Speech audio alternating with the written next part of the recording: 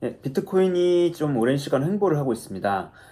어, 아무래도 이제 인플레이션 우려도 있고, 약간 가상화폐 미래에 대해서 이제 긍정적으로 보시는 분들이 많은 금액을 투자를 하신 분들이 좀 많이 있는 걸로 아는데, 지금처럼 이제 하락 후에 이제 장기간 횡보를 하게 되면 어떤 그런 투자 전략에 있어서 많은 이제 어려움, 어떻게 좀 해야 되나 이런 부분에서 어려움을 느끼시고 계신 분들이 많을 것 같아요.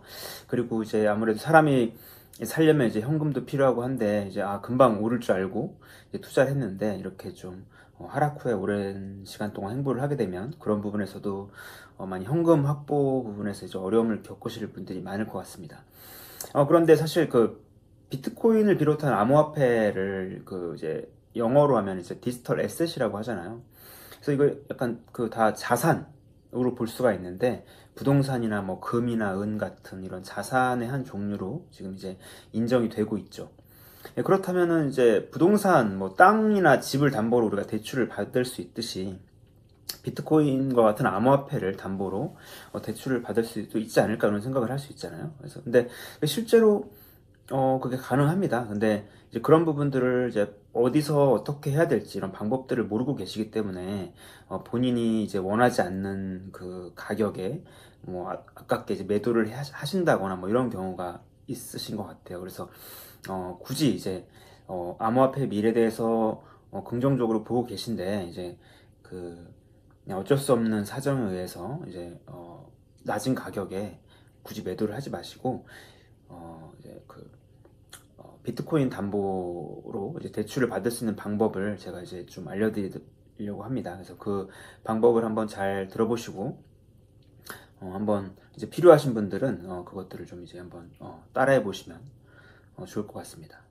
세계적으로 가장 사용자 수도 많고 이제 그래서 아무래도 좀 더 이제 믿음이 가서 이제 바이낸스에서 대출을 실행을 했습니다.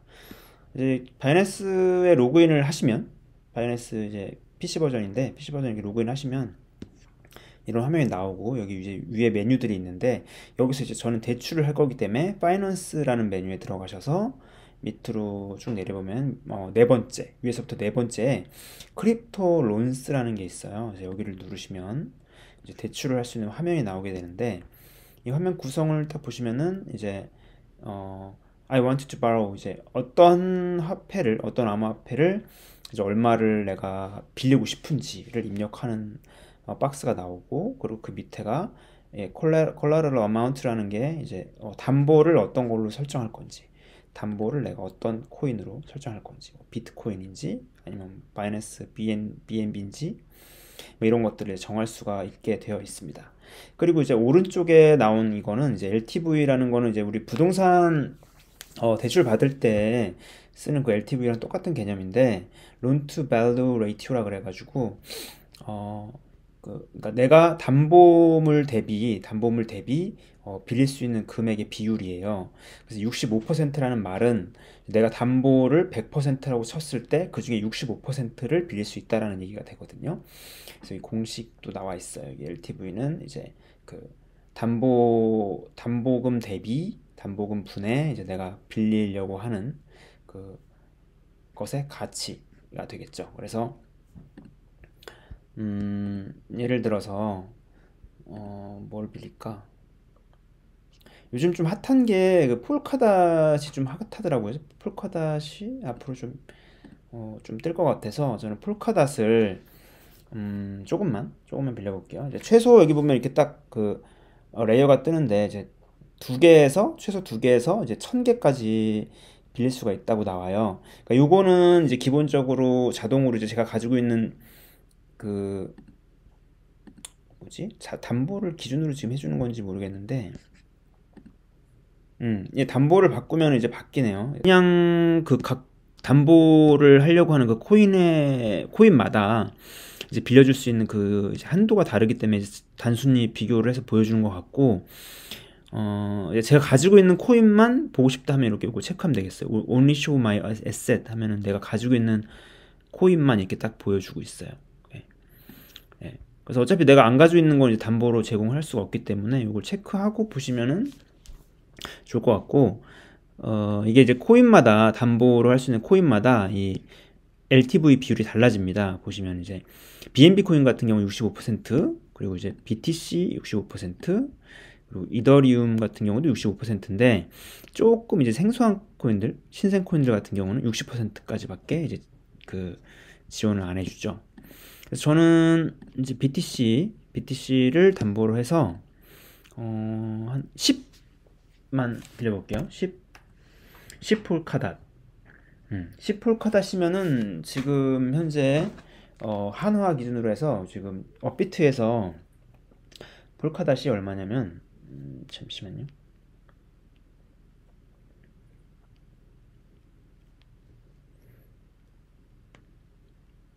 지금 업비트에서 폴카닷 가격이 44,560원이에요. 그래서 10폴카닷이면은 44만 5,600원 정도 되겠네요. 43만 5,600원 정도 되는 폴카닷을 이제 구매를 해보도록 하겠습니다. 그래서 내가 10폴카닷을 대출을 하게 되면은 이제 담보로 필요한 BTC가 0.0975606 BTC가 이제 필요하다는 얘기고, 이제 중요한 게 또 이제 대출 기간이 중요한데, 여기 보면 최소 7일부터 180일까지 빌릴 수 있도록 돼 있습니다. 그럼 여기 보면 이제 No interest penalty for early repayment라고 돼 있는데, early repayment라는 게 이제 조기 상환했을 때 페널티가 있냐라는 게, 근데 페널티가 없다라고 나와요. 그러니까 뭐 최고 안정빵으로 하려면은 아무래도 이제 좀 최대한 길게 잡고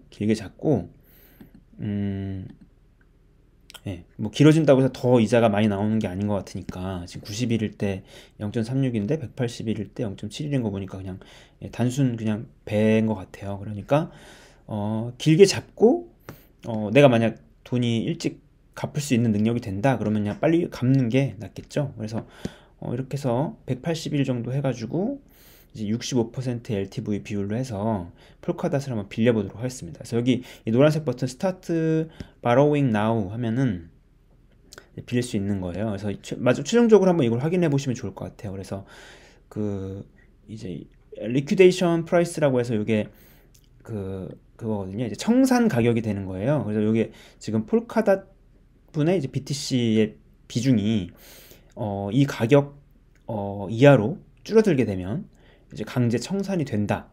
이걸 이제 LTV로 했을 때 이제 83%에 도달을 하면 이제 강제 청산이 된다라는 이런 얘기인데, 요건 이제 나중에 이제 좀 더 보기 좋은 어떤 그런 그래픽 화면이 있는데, 그거는 이제 빌리고 난 다음에 볼 수 있기 때문에 일단 빌리고 나서 제가 그걸 보여드리도록 하겠습니다. 그래서 이건 이제 시간 그리고 일당 이자율을 계산해 준 거고, 토탈 인터레스트 어마운트라는 게 이제 총 내가 지출해야 되는 이자가 얼마냐, 이제 제가 180일을 기준으로 지금 했으니까 180일 후에 0.72010144 폴카닷을 이제 추가로 내야 된다는 거고, 이제 총 내가 빌린 대출금이랑 합치면 내가 10 폴카닷 빌렸으니까 10.720144 폴카닷 요거를 이제 갚아야 된다라는 얘기가 되겠습니다. 그래서 다 확인하셨으면 이제 노란색 버튼 누르면은 최종적으로 이제 얼마를 대출할 거냐라는 걸 이제 최종적으로 이렇게 요약해서 보여주고 대출을 실행하게 돼 있어요. 이걸 체크하고 대출하면 대출 론 석세스라고 나오고 제출됐어요. 그럼 여기 이제 ongoing orders에 들어가 보면은 왜 안 들어와 있지? 약간 이게 바로 실시간으로 되진 않는 것 같네요. 바로 실시간으로 되진 않는 것 같아요. 좀 새로 고침을 해야 되나? 네, 이제 돼 있습니다. 그래서 제가 뭐 예전에 빌린 것도 있고 지금 방금 빌린 것도 돼 있고 그래요. 그래서 폴카닷 10개 딱 떨어지진 않네. 0.0016 뭐 이렇게 해서 10개 정도 폴카닷을 빌렸고, 지금 현재 요거를 이제 그 LTV 비율이라는 게 결국 내가 담보로 잡은 거 대비 이제 내가 빌린 폴카닷의 비율이기 때문에 이게 가격이 변함에 따라서 수시로 변할 수밖에 없겠죠. 그래서 요거를 좀 확인을 해 주셔야 되는데 계속. 그래서 여기 이렇게 그래프가 있어요. 그래서 그 로우 리스크 권역이 있고 그다음 미디움 리스크, 그다음 하이 리스크 권역이 있는데, 이게 뭐냐면 이제 65% 내가 이제 그 담보로 한 거 대비 내가 빌린 거의 비율이 65% 이하면 이제 안정권인 거예요. 예, 그래서 안정권 이렇게 조절도 할 수 있는데 이제 안정권인 거고 이게 이제 그 내가 담보로 한 비트코인의 가치가 떨어지면 상대적으로 이제 내가 빌린 거의 그 비중이 높아지잖아요. 그렇게 되면 이게 더 올라갈 거 아닙니까? 이렇게 70%뭐 75% 심하면 막 비트코인 이제 급락을 했어요. 폴카닷은 계속 오르고 비트코인이 급락을 했어. 그럼 여기 이제 그 폴카닷의 비율이 더 높아질 수 있잖아요. 내 담보물 대비.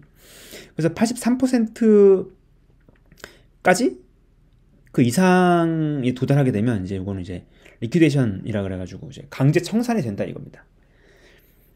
왜냐면 얘네도 이제 이거를 무조건 그냥 방치를 하게 되면 나중에 못 갚을 수 있잖아요. 내가 이제 담보가 가치가 너무 떨어져 버리면 이제 못 갚을 수 있기 때문에 83% 근접하면 이제 그때부터 강제 청산을 해서 이제 금액을 회수한다는 얘기고, 요 이제 미디엄 리스크 구간, 이제 마진콜 구간 같은 경우는 안내를 해준다고 합니다. 얘네들이 이제 요 이제 뭐 75%, 65%를 넘어가는 경우, 이제 60% 넘어가는 경우는 이제 안내를 해준대요. 뭐 문자로 해주는지 아니면 여기 그냥 알림으로 떼어주는지는 모르겠어요. 제가 아직 안내를 안 받아봐서. 이런 부분들을 확인하면 됐고, 이제 이걸 조절을 할 수 있게 만든 이유는 만약에 이제 담보의 가치가 더 올라가서 이게 이제 그 뭐지 비율이 줄어들 수 있잖아요. 이게 뭐 자동으로 줄어들기도 하겠죠. 이게 이렇게 줄어들 수 있잖아요. 그러니까 처음에 65%로 시작을 했는데 비트코인이 막 2배로 올랐어. 그럼 30 몇 퍼센트 이렇게 줄어들 수 있잖아요. 그럼 나머지 내가 이만큼 더 여유가 있기 때문에 이만큼 더 여유가 있기 때문에 이만큼 추가로 더 빌릴 수가 있는 거죠. 그러면은 제가 처음에 이제 10 폴카닷을 빌렸는데 추가로 더 여유가 있으면은 뭐 내가 한 20 폴카닷을 추가로 더 빌려서 그 중에 10 폴카닷은 갚아버리고 나머지 10 폴카닷 가지고 또 운용을 할 수 있는 거예요. 그런 식으로 잘 이제 머리를 쓰셔가지고 이제 굴리면 여러 가지 좋은 기회들을 많이 잡을 수 있을 것 같다는 생각이 들고요. 예, 그래서 이제 여기까지 하고 아까 이제 제가 말씀드렸는데 이제 이런 게 이제 이런 대출 서비스를 필요로 하신 분들이 뭐 이제 좋은 알트코인을 좀 사고 싶어서 추가적으로 갑자기 이제 좋은 알트코인이 눈에 띄었는데 내가 뭐 비트코인만 왕창 너무 사놔가지고 여력이 없어, 현금이 여력이 없어, 그럴 땐 이제 이렇게 그 대출을 받아서 그 코인을 구매를 하실 수 있고, 그런 게 아니고 그냥 난 단순히 현금이 필요하다, 이제 근데 가상화폐를 팔고 싶지는 않다, 그럴 때는 이제 아까처럼 이제 내가 뭐 원하는 코인을 이제 아무거나 이제 그 한국 거래소에 있는 코인이어야겠죠. 그래야지 한국 거래소에서 받을 수 있으니까 이제 그거를 구매를 하셔가지고 걔를 구매를 하신 다음에 이제 그것들을 그 이제 한국에 있는 뭐 업비트라든지 아니면 빗썸이라든지 이런 가상화폐 거래소로 이제 이동을 시켜서 현금화하는 방법이 있습니다. 그래서 현금화 하실 때는 여기 이제 바이낸스를 예로 들면은 여기 이제 그 월렛이라고 있어요. 이걸 누르시면 이제 피아트 앤 스팟이라고 해서 내가 이제 실제 가지고 있는 코인들을 볼 수 있는 화면이 있고, 여기 이제 긴 거기 때문에 약간 숨김 처리하겠습니다. 예, 그리고 여기 보면 이제 내가 가지고 있는 코인들을 볼 수 있고, 이거에서 이제 그 위드로우로 들어가시면 폴카닷 제가 가지고 있잖아요. 요거를 이렇게 하면 여기 이런 화면이 나와. 이제 출금할 수 있는 화면이 나오고, 여기서 이제 어드레스 주소, 입금할 주소, 그리고 네트워크 선택하는 게 나오는데, 여기다가 이제 업비트나 이제 빗썸 같은 곳에서 그 빗썸에 이제 입출금 화면이 있습니다. 거기서 이제 그쪽 입장에서 이제 입금이죠. 한국 거래소 입장에서 입금이기 때문에 입금 주소를 이제 발급을 받으신 다음에 그 입금 주소를 여기다 붙여넣기를 하시고, 그다음에 네트워크를 선택을 하면 돼요. 이제 네트워크는 이제 이런 뭐 수수료라든가 이런 걸 참고하셔가지고 선택을 하신 다음에 여기서 이제 보내면 선택 지금 네 입금 주소가 안 입력이 돼서 이제 뭐 버튼이 안 나오는 것 같은데, 이제 입금 주소 입력하면 아마 이렇게 출금하시겠습니까? 라는 뭐를 메시지가 뜰 거예요. 그래서 그걸 누르시면 이제 그 일정 시간이 지난 후에 네트워크 사정에 따라서 뭐 짧게는 뭐 몇 분에서 몇 시간 정도 걸리면 이제 우리나라 쪽 거래소로 돈을 받을 수가 있습니다. 그래서 그거를 이제 뭐 이제 매도를 하셔서 이제 현금화 하시면 현금화를 하실 수 있겠죠. 지금 이제 근데 그 이게 또 어떻게 보면 좋은 장점 중에 하나가 이제 그 메리트 중에 하나가 김프가 지금 이제 우리나라에서 저기 금융당국에서 상당히 이제 폐쇄적인 그 암호화폐 정책을 펴고 있기 때문에 김프가 껴요. 그러니까 저희가 이제 뭔가 외국 거래소와 이게 저희 나라 거래소가 이렇게 그 유통이 원활하지 않은 상황이라 김프가 늘 낍니다. 이게 아마 점점 더 심해질 건데 이런 식으로 김프가 늘 껴있어요. 5%, 비트코인 같은 경우 5%, 샌드박스도 5. 몇 %, 이렇게 돼 있죠. 그래서 폴카닷, 아까 폴카닷을 예로 들었으니까 폴카닷 같은 경우를 예를 보면 폴카닷이 왜 아무리 내려가도 안 나오지? 검색. 네, 폴카닷은 약자로 DOT입니다. DOT. 폴카닷 같은 경우도 5.2 정도의 이제 김프가 껴있어요. 그렇다 보니까 아까 제가 말씀드린 방법으로 이제 그 바이낸스에서 업비트 같은 곳으로 이제 옮기게 되면 옮기는 순간 5%가 이익이에요. 무슨 말씀인지 아시겠어요? 5%가 이익이 난 상태로 이제 한국 거래소로 들어오게 되는 거죠. 그러니까 내가 이걸 대출을 받아서 이제 수수료가 발생을 하잖아요. 대출 이제 이자가 발생을 하잖아요. 이게 보시면은 대출 이자가 뭐 크진 않지만 이제 이자라는 게 여기는 네. 이제 이자가 이렇게 나오게 되는데 그 이자를 갚고도 남을 만큼 이제 이득을 본다는 거죠. 일단 그 한국 거래소로 옮기는 순간. 그런데 이제 그거를 너무 그러면 뭐 여기서 이제 바이낸스에서 그냥 냅다 계속 대출해가지고 업비트로 옮기면 이득이겠네. 그냥 그렇게 생각을 하시면 안 돼요. 그러니까 단순하게 생각을 하시면 안 돼요. 이거는 어쨌든 빌린 대출금이기 때문에 결국 다시 그 코인으로 갚아야 됩니다. 그러면 그때 이제 한국 거래소에서 뭐 폴카닷을 빌렸다 그러면 폴카닷을 구매를 해가지고 다시 바이낸스로 보내야 되는데 그때 만약 이런 식으로 이제 그 김프가 껴있다 그러면 역으로 손해를 보는 거죠. 이만큼 한국에서는 이만큼 5%만큼 높은 가격에 사서 바이낸스에서는 싼 가격에 팔아야 되니까 그만큼 이제 손해가 될 수 있다는 것을 염두에 두시고 이제 해외 거래소에서 우리나라 거래소로 이게 돈을 왔다 갔다 하실 때는 이런 이제 김프 사이트에서 좀 참고를 하셔가지고 지금 내가 옮기는 게 과연 이익일지 손일지 이런 걸 좀 따져보시고 옮기시는 게 좋을 것 같다 이런 생각이 들었습니다. 그래서 오늘은 여기까지 이제 그 암호화폐 비트코인이나 이런 암호화폐를 담보로 해서 대출을 받을 수 있는 방법을 알려드렸고 이제 혹시 또 필요한 저는 이제 디지털 에셋이나 아니면 이제 블록체인 그리고 스마트 시티 관련해서 이제 관심을 가지고 계속 이제 공부를 하고 있기 때문에 이제 그런 부분에 대해서 궁금하신 게 있으시면 댓글로 남겨주시면 제가 그런 부분들을 최대한 반영을 해서 다음번 콘텐츠를 만들어 보도록 하겠습니다. 그럼 이제 유익하셨다면 좋아요와 구독 눌러주셔서 다음에 또 제가 콘텐츠 올렸을 때 바로바로 이제 확인하실 수 있게 해주시면 좋을 것 같아요.